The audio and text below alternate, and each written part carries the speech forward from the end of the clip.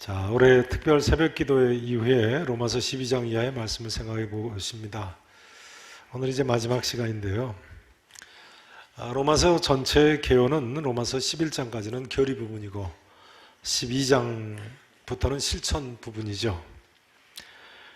로마서 12장 이하의 실천 부분을 한마디로 요약하자면 몸과 마음을 하나님께 드리자라고 말씀을 드렸습니다. 한번 따라서 하실까요? 몸과 마음을 하나님께 드리자. 몸과 마음을 하나님께 드리자. 그럼 우리의 몸과 마음을 어떻게 하나님께 드려야 하는 것입니까? 12장 3절 이하의 말씀에 의하면 우리 모두가 그리스도를 머리로 하는 한 지체들이기 때문에요. 각기 받은 바 은사, 달란트가 있는데 이 은사를 가지고 몸과 마음을 들여서 헌신해야 한다고 말씀을 드렸습니다. 또한 12장 9절 이하의 말씀에는 우리 모두가 이처럼 한 지체들이기 때문에 사랑으로 서로 헌신해야 한다고 말씀을 드렸습니다. 한 몸의 지체들은 서로 아끼고 사랑을 하죠. 그리고 로마서 14장부터 오늘 본문 15장 13절까지는 사도 바울이 당시 고린도 교회가 당면했던 큰 문제 중에 하나인 우상에게 제물로 바쳐졌던 고기를 먹는 문제를 다루고 있습니다. 당시 이방 도시에서 파는 대부분의 고기가 일단 이방신에게 한 번 이상 제물로 바쳐졌던 고기들이었죠. 예수 믿는 사람들이 이방신에게 이처럼 제사로 드려졌던 고기를 먹어도 되는가? 이 문제는 신약교회 성도들이 서로 다투었던 아주 심각한 문제였습니다. 그래서 사도 바울이 이렇게 이야기합니다. 14장 1절부터 한번 보시죠. 로마서 14장 1절 1절부터 보세요. 제가 봉독드립니다. 믿음이 연약한 자를 너희가 받되 그의 의견을 뭐하지 말라고요? 비판하지 말라. 어떤 사람은 고기를 포함한 모든 것을 먹을 만한 믿음이 있고 믿음이 연약한 자는 뭐만 먹는다고요? 우상에게 바쳐졌던 고기일까봐 고기 먹지 못하고 채소만 먹는 사람도 있다는 거예요. 그런데요, 먹는 자는 먹지 않는 자를 뭐하지 말라고요? 없인 여기지 말고 반면에 또한 먹지 않는 자는 먹는 자를 뭐하지 말라고요? 비판하지 말라. 왜요? 이는 하나님이 그를 받으셨음이니라. 그 다음 뭐라고 이야기합니까? 따라서 하시죠. 남의 하인을 비판하는 너는 누구냐? 우리는 모두가 누구의 하인들입니까? 하나님의 종들입니다. 그러니 서로 비판하지 말라는 말씀이에요. 같은 차원에서 사도 바울은 14장 20절에서 이렇게 이야기합니다. 자, 14장 20절 함께 읽으십니다. 시작. 음식으로 말미암아 하나님의 사업을 무너지게 하지 말라. 만물이 다 깨끗하되 거리낌으로 먹는 사람에게는 악한 것이라. 음식으로 말미암아 하나님의 사업을 어떻게 하지 말라고요? 무너지게 하지 말라. 솔직히 말씀드리자면요, 전에 제가 아는 여전사님 두 분이 서로 싸우는 거예요. 제가 그랬습니다. 하나님의 사업을 무너지게 하지 마시라고. 여러분, 교회에서 서로 싸우면요, 하나님의 사업이 무너지는 거예요. 하나님의 사업이라니까 좀 어감이 이상합니다만 하나님의 사역 혹은 하나님의 일이라는 뜻입니다. 하나님의 일을 무너지게 하지 말라. 그러니까 우리가 갈라디아서 1장 8절에 나오는 것처럼 아예 다른 복음을 전하는 사람이라거나 아니면 성경이 이야기하는 명백한 죄를 짓고 회개하기를 거부하는 사람이라면 몰라도요, 절대로 다투고 싸우고 나뉘어서는 안 되는 거예요. 15장 1절 2절 말씀을 보세요. 15장 1절 2절이요. 믿음이 강한 우리는 마땅히 믿음이 약한 자의 약점을 어떻게 하라고요? 담당을 하라고요. 그 다음 자기를 어떻게 하지 아니해야 됩니까? 자기를 기쁘게 하지 말라는 거예요.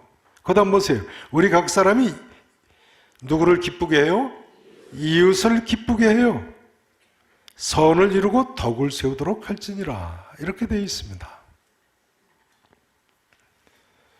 누구를 기쁘게 해야 된다고요? 이웃을 기쁘게 해야. 그 다음에 보시면 그 다음 구절에서 바울이요, 이웃을 기쁘게 하고 이처럼 선을 이루고 덕을 세우는 대표적인 인물로 누구를 들고 있습니까? 예수님을 들고 있어요. 3절을 같이 읽으십니다. 3절 말씀 함께 읽으십니다. 그리스도께서도 자기를 기쁘게 하지 아니하셨나니 기록된 바.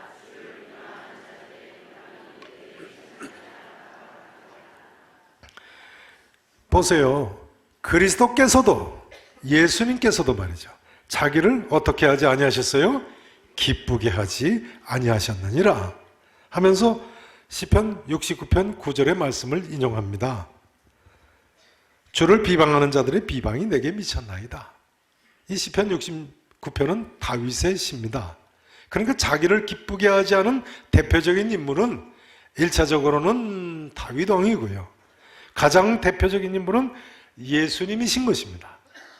바울은 여기서 우리 모두 믿음으로 예수님처럼 살 것을 가르치고 있습니다. 무엇으로 살라고요? 믿음으로 예수님처럼 살라. 따라서 하시죠. 믿음으로 사는 삶. 믿음으로 사는 삶. 보세요. 14장 22절을 보세요. 22절 보세요. 내게 있는 무엇을 하나님 앞에서 스스로 가지고 있으라고요? 믿음을 하나님 앞에서 스스로 가지고 있으라. 자기가 옳다 하는 바로 자기를 정죄하지 아니하는 자는 뭐가 있어요? 복이 있는 사람이로다. 보세요. 의심하고 먹는 자는 정죄되었나니 이는 뭘 따라하지 아니하였기 때문이라고요? 믿음을 따라하지 아니하였기 때문이라. 그 다음 보세요. 믿음을 따라하지 아니한 것은 다 뭐라고요? 죄라고요. 죄라고요. 저를 보세요. 그러니까요, 이방신에게 제물로 바쳐졌던 고기를 먹으면서도 괜찮다고 생각하는 사람은 그냥 놔두라는 이야기예요. 그거 왜 먹느냐고 붙들고 싸우지 말라는 이야기예요.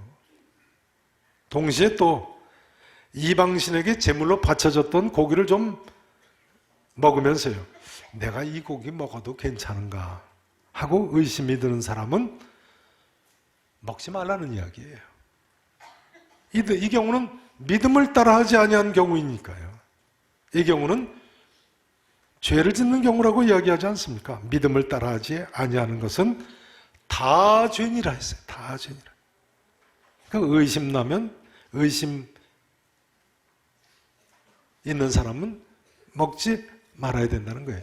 자, 이 원칙은요, 우리가 일상의 삶 가운데 해결해야 하는 많은 경우에 해답을 줍니다. 예를 들어 보겠습니다. 저는 제가 아는 성도님 한 분이 공사를 하는 분인데요, 절에 가서 전기 공사를 해주셨답니다. 어디에 가세요? 절에 가셨어요. 산사에 가서 전기 공사를 해주셨대요. 근데 그분은 저한테 전혀 거리낌이 없이 말씀하시는 거예요. 절에 가니까 야차샤더라 이런 말씀을 하시는 거예요. 한번 여쭤보겠습니다. 그런 경우에 제가, 아니 당신 예수 믿는 사람인데 어떻게 절을 고쳐주고 올 수 있냐고 그렇게 따질 수 있습니까? 없습니까? 없어요. 그분이 전혀 거리낌 없이 한 것이라면 따질 수 없겠죠. 근데 반면에 이거 내가 해야 되는가 하고 의심하면서 전기공사를 하고 오셨다고 해보죠. 그렇다면 그분이 잘한 거예요? 잘못한 거예요? 그건 잘못한 거예요. 의심하고 하는 것은 믿음을 따라하지 아니한 것, 죄니까요. 죄니까. 여기서 우리는 많은 실제적인 경우에 답을 찾을 수 있습니다. 전에 한 성도님이 저한테 이런 상담을 하신 기억이 있습니다. 그분은 서울 시내에 음악 CD를 판매하는 분이세요. 근데 음악 CD라는 것이 주로 유행가를 크게 틀어놓고 파는 것 아닙니까? 뭐 찬송가 틀어놓고 파는 건 아니죠. 그분 말씀이요, 하루 종일 유행가를 틀어놓고 들으면서 파는 것이 예수 믿기 전에는 전혀 문제가 되지 않으셨다는 거예요. 근데 예수님 믿고 나니까 이제는 유행가가 듣기도 싫고, 듣기만 해도 골치 아프고 내가 이래도 되는가 싶으시다는 거예요. 자, 이런 경우 이 원리를 적용하면 어떻겠습니까? 예수 믿는 사람은 CD 파는 일을 하면 안 된다 하면 됩니까? 안 됩니까? 그건 아니에요. 근데 만일 내가 이런 유행가 CD 파는 일을 해도 되는가? 그런 생각이 드는 분이 있다면 안 하는 것이 좋은 거죠. 틀림없으시죠? 왜냐하면 의심하고 하는 것은 믿음을 따라하지 아니하는 것이고 죄일 수 있으니까요. 물론 여기에서요, 우리가 의심 없다고 거리낌 없이 행했다고 해서 죄 짓는 것까지 잘하는 것이라고 할 수는 없습니다. 죄는 죄죠. 그러나 죄가 아닌 이상은 거리낌도 없고 의심도 없이 믿음으로 그것이 무엇이든지 하는 사람, 우리가 업신여기고 비판하고 다투고 싸우고 갈라서서는 안 된다는 거예요. 이런 경우도 있어요. 어떤 성도님이 식당을 하시는데요, 식당을 하시려면 반주로 술을 좀 파셔야 되는 모양입니다. 많은 식당에서 술을 팔죠. 근데 다른 성도님이 그분한테 아니 예수 믿는 사람이 어떻게 술을 파느냐고 비난을 했다고 해보겠습니다. 그러나 그 당사자가 되는 성도님은 생각하시기를 내가 술집을 운영하는 것도 아니고 식당을 하면서 반주로 술을 좀 파는 것이 어떻겠냐 하고 거리낌이 없으시다고 해보겠습니다. 그럼 이런 경우에 그 식당 하는 분을 비판할 수 있을까요? 없을까요? 식당 하세요?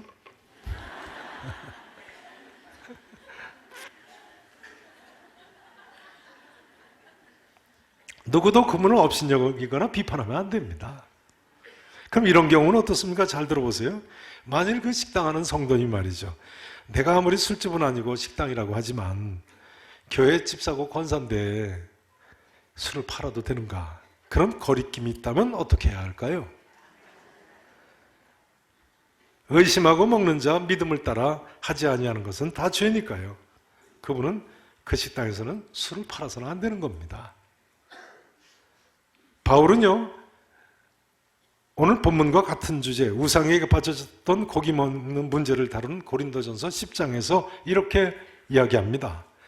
모든 것이 가하나 모든 것이 유익한 것이 아니요 모든 것이 가하나 모든 것이 덕을 세우는 것은 아니니라. 그 다음 이렇게 이야기합니다. 따라서 하십니다. 누구든지 자기의 유익을 구하지 말고 남의 유익을 구하라. 우리는요, 모든 것이 가능한 사람들입니다. 그리스도 안에서 다 자유입니다. 죄 짓는 건 물론 자유가 아닙니다. 다 가능해요. 성경에서 명백하게 금하는 것 이외에는요. 그러나 그렇다고 해서 모든 것이 유익한 것은 아니죠. 모든 것이 덕을 세우는 것. 여기 덕을 세운다는 것은 특별히 교회의 덕을 세운다는 것을 의미합니다. 교회의 덕을 세우는 것은 아니죠. 그런데 우리는 누구의 유익을 구하면서 사는 사람들이어야 돼요? 남의 유익을 구하면서 사는 사람들이어야 된다는 거예요. 중요한 점은 우리 각 사람이 이 다음에 다 너나 할 것 없이 말이죠, 하나님의 심판대 앞에 서서 자기 일을 하나님께 짓고 할 것입니다. 바로 오늘 본문 앞에 로마서 14장 10절 12절 말씀 아닙니까? 그날까지 우리는 서로 비판하고 업신여기고 다투고 싸우고 분열해서는 안 되는 거예요.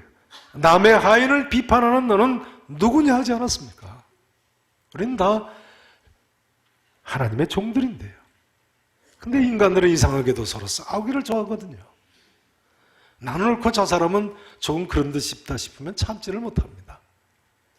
그러나 죄가 아닌 이상은 믿음이 강한 사람이 믿음이 약한 사람의 약점을 담당하기까지 하라고 하지 않습니까? 그리고 3절에 보신 대로 자기를 기쁘게 하지 말고 이웃을 기쁘게 해야 되는 것이 바로 우리들인 것입니다. 예수님께서도 자기를 기쁘게 하지 않으셨는데요. 7절 말씀을 보세요. 바울이 뭐라고 이야기합니까? 그러므로 그리스도께서 우리를 받아 하나님께 영광을 돌리신 것 같이, 따라서 하시죠. 너희도 서로 받으라. 너희도 서로 어떻게 하라고요? 받으라, 받으라. 용서하고 용납하고 받아들이라는 거예요. 이제 사도 바울은 두 번째로 사랑으로 살 것을 가르치고 있습니다. 한번 따라서 하실까요? 사랑으로 사는 삶, 믿음으로 사는 삶, 사랑으로 사는 삶. 14절 15절을 보시죠. 14장 15절입니다. 14장 15절 보세요. 만일 음식으로 말미암아 네 형제가 어떻게 하게 되면요? 근심하게 되면요. 이는 네가 무엇으로 행하지 아니함이라고요? 사랑으로 행하지 아니했기 때문이라는 거예요. 그리스도께서 대신하여 죽으신 형제를 내 음식으로 망하게 하지 말라. 무슨 말씀입니까? 그 사람 그리스도께서 대신하여 죽은 사람이니까 그 사람으로 하여금 시험 들게 하지 말라는 거예요.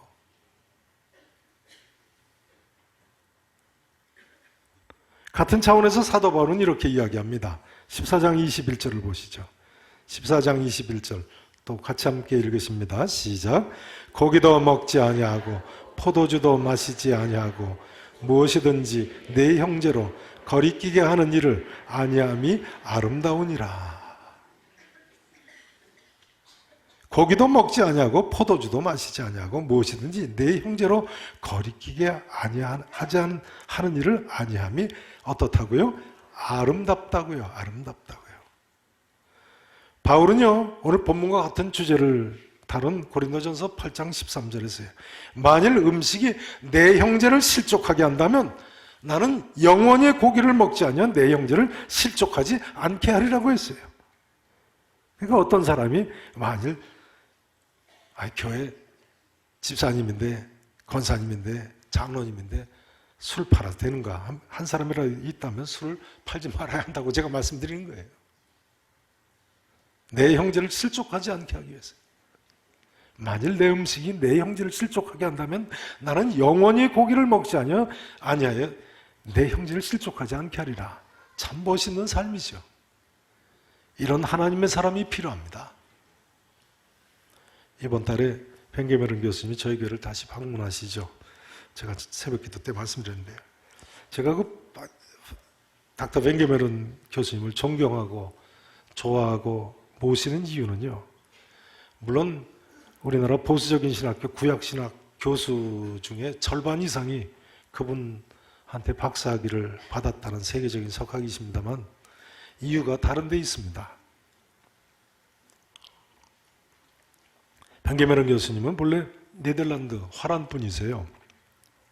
보수적인 신학교 교수이셨지만 한때 파이프 담배를 피셨습니다. 네덜란드 남자들은 전통적으로 두 가지를 한다고 그래요. 하나는 파이프 담배를 피고 또 하나는 코수염 구렛나루를 기른다고 합니다. 네덜란드 사람 중에 성에 반자가 들어간 성을 가진 사람들은 귀족의 후손들이랍니다. 반 게멜은 이렇게 VAN자가 들어간 사람들은 귀족 출신이래요. 그래서 더 그러셨던 것 같아요. 벤게메른 교수님도 구렛나루를 기르시고 또 파이프 담배를 피셨어요. 근데 제가 유학하던 잭슨시에 있는 한 교회 목사님이요. 그 벤게메른 교수님한테 한번 설교를 부탁을 했는데 부탁한 후에 이 목사님이 벤게메른 교수님이 파이프 담배를 핀다는 사실을 알게 됐습니다. 그리고는 설교 부탁했던 걸 취소해버렸어요. 담배 피는 목사님은 우리 설교단에 세울 수 없다고. 그랬더니 벤게메른 교수가 나중에 한인 학생한테 그 설교가 취소된 이유를 들으셨다는 거예요. 그리고 어떻게 하셨을까요? 그 즉시 파이프 담배를 피는 걸 끊었어요. 하면서 제가 들은 말에는 고린도전서 8장 13절 말씀을 인용을 하시더라는 거예요. 만일 음식이 내 형제를 실족하게 한다면 나는 영원히 고기를 먹지 아니하면 내 형제를 실족하지 않게 하리라. 이 말씀을 인용하면서 파이프 담배를 단번에 끊으셨다는 거예요. 참 대단하죠. 훌륭하다고 생각하지 않으십니까? 여러분, 다시 한번 말씀드립니다만 우리 모두는 하나님의 심판대 앞에 서서 자기 일을 하나님께 직구할 날이 분명히 우리 앞에 있습니다. 그럼 서로 싸울 필요 있어요, 없어요? 없는 거예요. 최근에 인기가 있다는 한 미국의 한인교회 목사라는 분이 뭐 유명하다고 해서 제가 유튜브를 통해서 봤는데요. 그분은 틀림없이 교회의 비판적인 사람들한테 인기가 있는 분 같았습니다. 근데 그 목사님이란 분이요, 죄송합니다만 그대로 옮기자면 목사 새끼들 어쩌고 막 욕을 하는 거예요. 그건 아니죠. 제 생각에 그분은 틀림없이 이단입니다. 이단이에요. 자기만 구원받는다고 하니까요. 11조 드리면 다 지옥 간대요.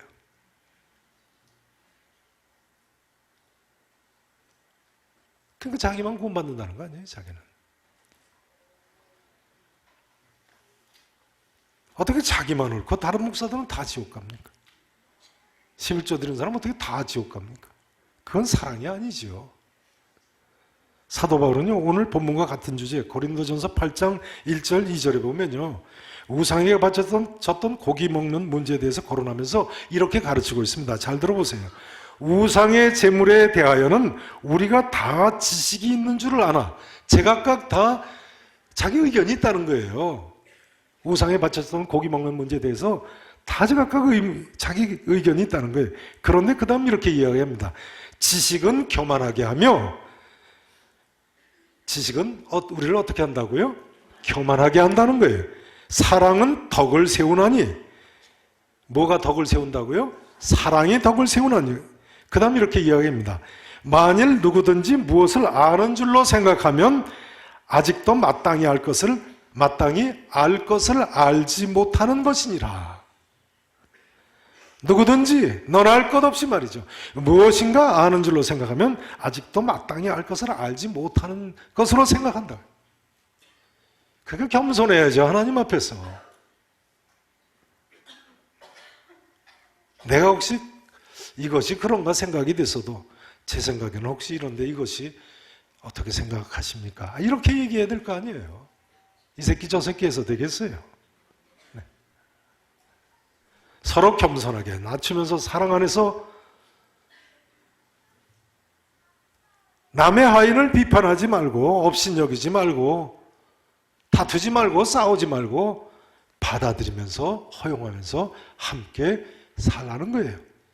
우리는 다 한 몸이고 한 지체들이니까요. 지체끼리 싸우는 거 봤어요?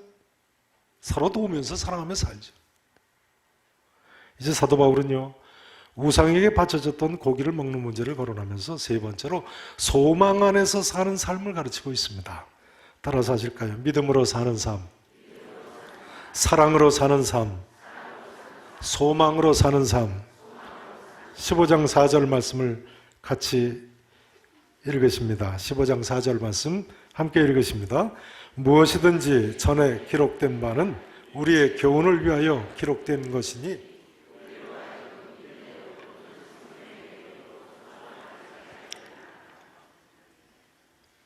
보세요. 무엇이든지 전에 기록된 바는, 그러니까 구약성경 말씀은 이런 이야기입니다. 사도 바울이 구약성경 시편 69편 9절을 인용하면서 하는 말이죠. 전에 기록된 구약성경은 우리의 뭘 위해서 기록됐어요? 교훈을 위해서 기록된 거예요. 우리로 하여금 인내로 또는 성경의 무엇으로 소망을 가지게 함이라고요? 위로로 소망을 가지게 함이니라. 여기 인내는 원문상에 성경의 인내예요. 그러니까 성경의 위로로, 성경의 인내로 우리에게 소망이 주어지는 거예요. 다시 이야기하자면요, 이 성경 말씀이 우리에게 교훈하지 않았다면 우리에게는 소망이란 있어요, 없어요? 없는 것입니다.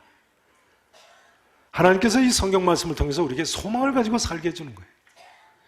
성경에서 말하는 소망이란 것은요, 하나님께서 약속하신 미래를 기대하는 것을 가리킵니다. 하나님께서 약속하신 미래를 기대하는 것. 모든 인간에는 소망이 있어야 합니다. 흔히 소망 없는 사람은 죽은 사람과 마찬가지라고 하지 않습니까? 소망이 없다면 살아갈 의욕도 없고 기대도 없을 테니까요. 그런데 이 성경 말씀이 우리에게 이토록 중요한 소망을 갖게 한다는 사실이 중요합니다. 오늘날 너무나도 많은 사람들이 이 성경 말씀이 인생들에게 소망을 준다는 사실을 모르고 헤매이고 있습니다. 다른 곳에 가서 소망을 찾고 있어요. 오늘 이 말씀에 의하면 소망의 삶을 살기 위해서 우리는 두 가지가 필요합니다. 하나는 인내죠. 두 번째는 뭐예요? 위로입니다. 위로. 우선 인내가 필요해요. 자칫하면 우리의 소망이 흔들리기가 쉽습니다. 그러므로 로마서 5장에 사도 바울이 이렇게 이야기합니다. 인내는 연단은 소망을 이루느니라. 연단이, 인내가 연단을 이루고 연단이 뭘 이룬다고요? 소망을 이룬다고요. 그러니까 인내가 필요한 거예요. 환난 중에도 즐거워할 수 있게 된다고 했어요. 성경이처럼 우리에게 인내가 필요하다고 가르쳐주고 있어요. 로마서 8장 24절 25절에서는요. 보는 것을 누가 바라리요? 만일 우리가 보지 못하는 것을 바라면 참음으로 기다릴지니라 했어요. 무엇으로 기다려야 된다고요? 인내로 기다려야 돼요. 야고보서 1장 4절에서는 인내를 온전히 이루라고 했어요. 성경이 가르쳐주는 이런 인내를 통해서 우리 모두가 소망의 사람이 될 수가 있는 것입니다. 두 번째는 위로를 통해서 소망의 사람이 될 수 있어요. 여러분 무슨 어려움이 있으십니까? 이 성경 말씀을 통한 위로를 받으시기를 축원합니다. 그러면 소망의 사람이 될 수 있어요. 시편 119편 저자는요 119편 50절에서 이 말씀은 나의 고난 중에 위로라고 했습니다. 주의 말씀이 나를 살리셨다고 했어요.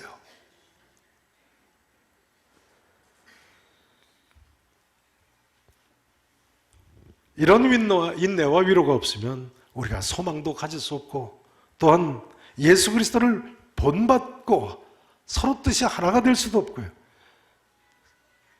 하나님이 원하시는 대로 살 수가 없는 것입니다. 근데 사실을 말씀드리자면요. 우리는 제각각 다 의견이 다릅니다. 어떤 때는 단 두 사람도 의견이 일치하기가 어려울 때가 있죠. 그러나 이 하나님 말씀으로 이런 인내와 위로를 받으면 서로가 하나가 될 수 있습니다. 실제로 많은 부부들이 이 성경 말씀으로 행복한 가정을 꾸며나가며 살고 있지 않습니까? 교회도 하나가 되려면요. 하나님 말씀에 은혜를 받아야 돼요. 인내와 위로가 소망 중에 충만해지시기를 축원합니다. 이제 말씀 증거를 마쳐야 되겠습니다. 여러분, 우리 하나님께서는요, 우리가 믿음과 사랑과 소망으로 살기를 원하십니다. 그러므로 바울은 믿음, 소망, 사랑 이 세 가지는 항상 있을 것이라고 하지 않았습니까? 그런데 우리에게 이 소망이라는 것이 하나님과 하나님의 아들 예수 그리스도 안에만 있는 거예요. 오늘 본문제 마지막 두 절을 보고 마치겠습니다. 12절을 보세요. 12절 보세요. 또 이사야가 이르되 이새의 뿔이 곧 열방을 다스리기 위하여 일어나시는 이가 있으리니 열방이 그에게 무엇을 두리라고요? 소망을 두리라 하였느니라. 13절 보세요. 우리 하나님은 무엇의 하나님이세요?